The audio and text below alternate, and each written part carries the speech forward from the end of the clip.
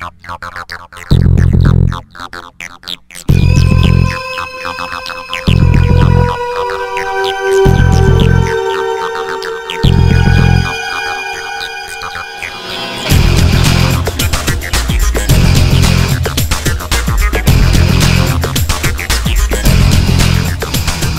there traders, welcome back for episode 19 from the StockBandit.tv. I'm glad that you joined me. So here it is on Tuesday morning, and it's kind of mid-morning, and I wanted to point something out that I just noticed here that I think a lot of traders fail to recognize. Really, this is something that's important to do. I've mentioned a number of times in the past how you ought to be watching the futures. Right here I've got two charts up. One is for the NASDAQ futures and one is for the S&P 500 futures.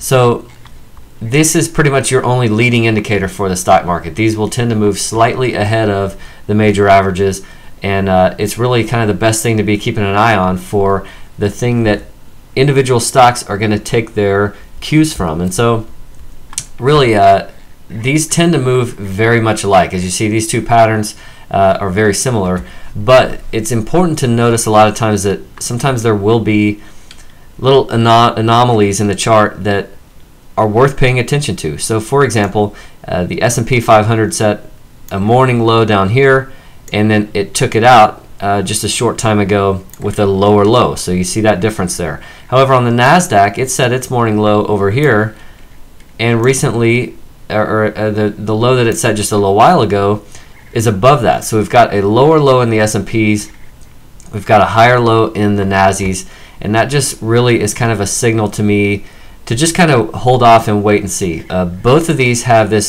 sell-off move and then kind of this bear flag type pattern to them. You know, here in the NASDAQ, big sell-off and then kind of this congestion area right here. So both of those do point to some continuation on the downside, but the fact is, with a higher low on the NASDAQ and a lower low on the S&P 500, those are mixed signals. And so for me, my personal preference is to just hold off and wait.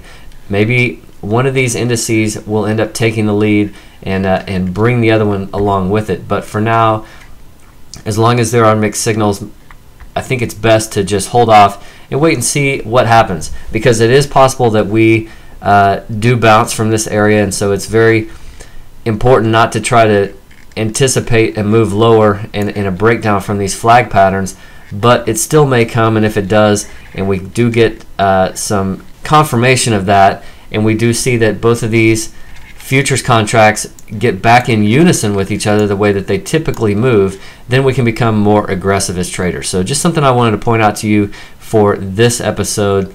And keep an eye on those futures. A lot of trading platforms will offer you access to them. Sometimes you have to pay extra for those quotes, but they certainly are worth watching. And little clues like this are the things to be watching for, and it can definitely help out with your trading.